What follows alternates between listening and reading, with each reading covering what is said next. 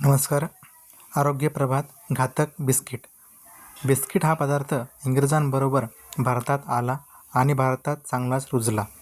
आज घडीला बिस्किटचे मार्केट 25,000 कोटी एवढे आहे. म्हणजेच एवढ्या रकमेची बिस्किटे भारतीय दरवर्षी फस्त करत असतात.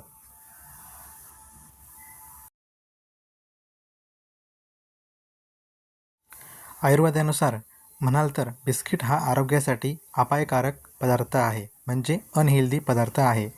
आयुर्वेदानुसार बिस्किट हा शिळा पदार्थ आहे. असा शिळा पदार्थ जो आपण पैसे देऊन विकत घेतो. नेहमी बिस्किट खाल्ल्याने ॲसिडिटी, अपचन, दमा, मूळव्याध, मधुमेह, मलनावष्टंभ, स्थूलता यासारखे आजार होऊ शकतात. हे आजार असणाऱ्यांनी बिस्किटापासून दूरच राहावे. सध्या मार्केटमध्ये जे काही बिस्किटं अवेलेबल आहेत ते गोड, खारे किंवा त्याच्यामध्ये काही नट्स टाकलेले बिस्किटसुद्धा मार्केटमध्ये अवेलेबल आहेत. तर बिस्किटांबाबत काही तथ्य जाणून घेणे गरजेचे आहे. जसं की दूध बिस्किट किंवा चहा बिस्किट हा नाश्त्याला पर्याय होऊ शकत नाही. मुलांना भूक लागलेली असताना पोहे, उपमा, शिरा, फळे असे पौष्टिक पदार्थ द्यावे. बिस्किटांवर भूक भागू नये. बहुतांश बिस्किटे मैद्यापासून बनवलेली असतात. मैदा हा पचायला जड आणि पोटात चिटकून बसणारा आहे आणि आरोग्याला अपायकारक पदार्थ आहे. त्यामुळे जेव्हा आपण काय म्हणतो की बिस्किट्स जे आहेत ते लहान मुलांना आवडणारे गोष्ट असते, ती लगेच द्यायला नाही पाहिजे. बिस्किटांतील प्रोटीन्स, मिनरल्स इत्यादी जाहिरातबाजींचा विषय आहे. फेअर अँड लवली लावून कोणी खरंच गोरं झालं आहे का? फायबरसाठी बिस्किट खाणं वेडेपणा आहे. पालेभाज्या, फळे, गव्हाचा कोंडा, डाळीची टरफले, सलाड यातून आवश्यक फायबरची पूर्तता होते. जवळपास सर्वच बिस्किटांमध्ये डालडा तूप म्हणजे व्हेजिटेबल ऑइल असते, जे बॅड कोलेस्ट्रॉल वाढवण्यासाठी कारणीभूत ठरते. जर गाईचे तूप खाल्ल्यास कोलेस्ट्रॉल वाढेल म्हणून आंबट चेहरा करणारे लोक हे काही गैरसमज असे मार्केटमध्ये पसरवले जातात आणि आपले प्रोडक्ट कसे जास्तीत जास्त प्रकारे विकले जातील याच्यावर मार्केटिंग केली जाते.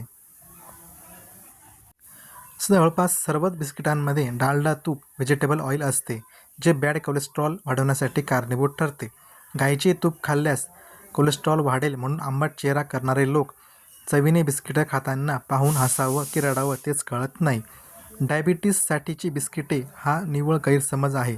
प्रत्येक प्रकारच्या बिस्किटांमध्ये मारी बिस्किटांमध्ये सुद्धा साखर असतेच, ज्यामुळे रक्तातील साखर वाढते.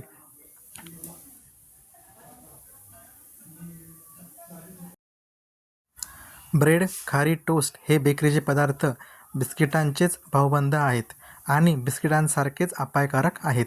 हाडे आणि दात कमजोर होण्यास बिस्किटे खूप प्रमाणात कारणीभूत आहेत. वयाच्या 30-35 पर्यंत बिस्किटं खात राहिले की हमखास हाडे व दात कमजोर होतात. याचे शास्त्रीय कारण बिस्किट आणि इतर बेकरी प्रॉडक्टमुळे रक्तातील pH व्हॅल्यू कमी होते. ती वाढवायला शरीर प्रयत्न करते. हाडे आणि दात कमजोर होण्यास बिस्किटं खूप प्रमाणात कारणीभूत आहेत. वयाच्या 30-35 पर्यंत बिस्किट खात राहिले की हमखास हाडे व दात कमजोर होतात. याचे शास्त्रीय कारण बिस्किट आणि इतर बेकरी प्रॉडक्टमुळे रक्तातील pH व्हॅल्यू कमी होते. ती वाढवायला शरीर प्रयत्न करते की त्यासाठी त्याला फक्त कॅल्शियम हवे. शरीरात कॅल्शियम हाडं आणि दातांमध्येच साठवले जाते. पर्यायाने pH वाढवण्याकरता हाडं आणि दात यातील कॅल्शियम वापरून जाऊन कालांतराने ती ठिसूळ बनतात आणि 30 ते 35 वर्षानंतर त्याचे परिणाम आपल्याला दिसायला भेटतात. सर्वात महत्त्वाचे म्हणजे बिस्किट हा शिळा पदार्थ आहे. आयुर्वेदानुसार शिळा पदार्थ खाऊ नये. तुम्ही पोळ्या बनवता का? हो. कशापासून बनवता? अर्थातच गव्हाच्या पिठापासून. मग 2 दिवसाची शिळी पोळी मुलाला देतात का? नाही. मग 2 महिने आधी बनवलेले बिस्किटं कसे चालतील?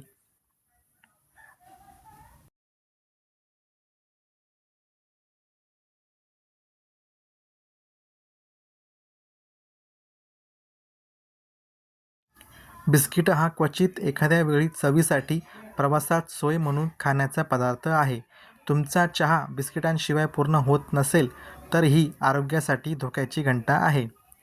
तर आपण बघितलं की बिस्किटे हे आपल्या आरोग्यासाठी किती घातक होऊ शकतात. बिस्किटे हा जो पदार्थ आहे, जसं की बिस्किटांसोबतच खारी, टोस्ट हे जे आहे प्रकार, हे आपल्या आरोग्याला घातक आहेत आणि हे आपलं आरोग्य अजून खराब करतील.